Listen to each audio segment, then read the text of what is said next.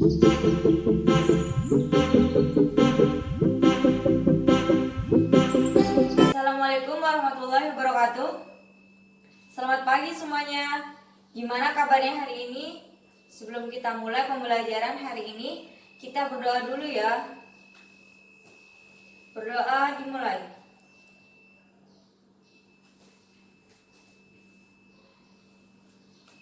Baik, selesai. Baiklah anak-anak, saya akan ambil absen kehadiran dulu. Baik, semuanya hadir. Mungkin ada yang tahu kita akan mempelajari apa hari ini? Ya, konsep dasar ilmu ekonomi. Apakah ada yang tahu apakah kalian tahu dari tujuan pembelajaran hari ini? Ya, yaitu mendeskripsikan perbedaan antara ekonomi makro dan ekonomi mikro.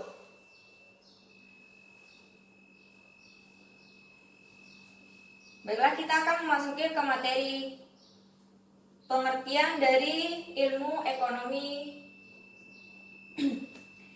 Istilah ekonomi itu berasal dari bahasa Yunani, yaitu oikonomia yang terdiri dari dua kata, yaitu oikos yang berarti rumah tangga dan nomos berarti aturan.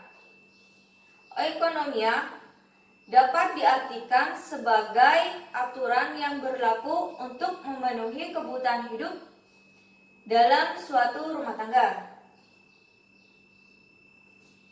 Ilmu ekonomi pada dasarnya adalah studi tentang bagaimana masyarakat mengelola sumber daya yang selalu terbatas dan lengkap.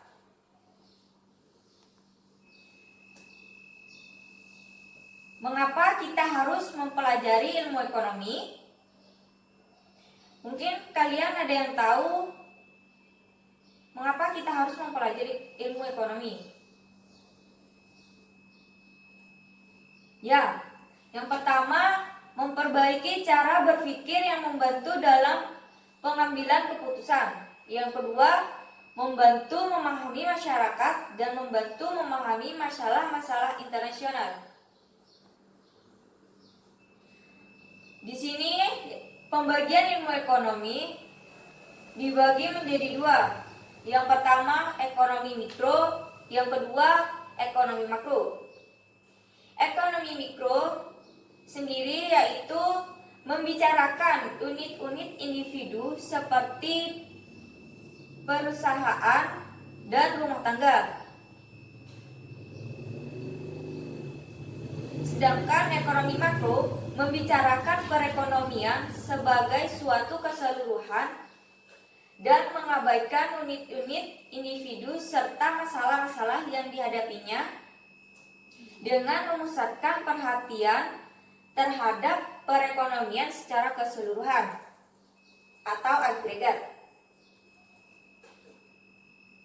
Tindakan ekonomi berdasar motif dan prinsip ekonomi. Yang pertama, tindakan ekonomi segala upaya manusia dalam memenuhi kebutuhan hidupnya. Contohnya, Pak Beni mengambil jeruk di kebunnya dan Suci membeli buku di toko. Tindakan ekonomi dibagi menjadi dua, yaitu yang pertama tindakan ekonomi rasional. Dalam memenuhi kebutuhan hidup manusia selalu dihadapkan pada beberapa permasalahan. Ketika kita pergi ke sesuatu tempat, terdapat beberapa jalan untuk mencapainya. Tentu kita akan memilih jalan yang pendek, ya kan?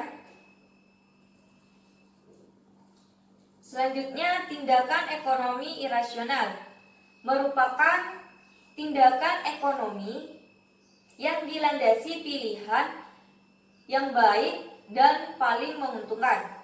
Contohnya, Gugun lebih memilih membeli pulsa di toko A yang jaraknya 2 km daripada kios dekat rumahnya karena lebih murah, yaitu Rp1.000, padahal bila dihitung ongkosnya transportasi yaitu Rp2.000 yang harus dibayar untuk sampai ke toko A. Pengeluaran untuk membeli pulsa yang sama jadi lebih besar. Selanjutnya, motif ekonomi dan motif non-ekonomi. Motif ekonomi.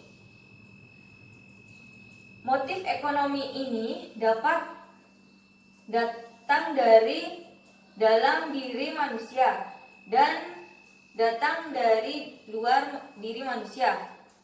Motif yang datang dari dalam diri manusia ini disebut motif intrinsik, yaitu keinginan untuk memperoleh barang dan jasa karena kesadarannya sendiri. Contohnya, saat merasa haus, muncul keinginan untuk minum. Adapun motif yang datang dari luar manusia, dari luar diri manusia, disebut dengan motif intrinsik. Motif ekstrinsik, yaitu keinginan untuk memperoleh barang atau jasa karena dorongan dari orang lain. Contohnya, ayah membeli motor karena semua teman sekantornya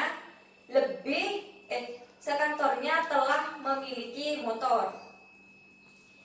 Selanjutnya, motif non-ekonomi. Motif non-ekonomi adalah dorongan yang menyebabkan manusia melakukan tindakan ekonomi dengan tidak memperhitungkan untung dan rugi. Selanjutnya, prinsip ekonomi. Prinsip ekonomi adalah prinsip tindakan dengan pengorbanan tertentu untuk mendapatkan hasil yang seoptimal mungkin. Contohnya, menawar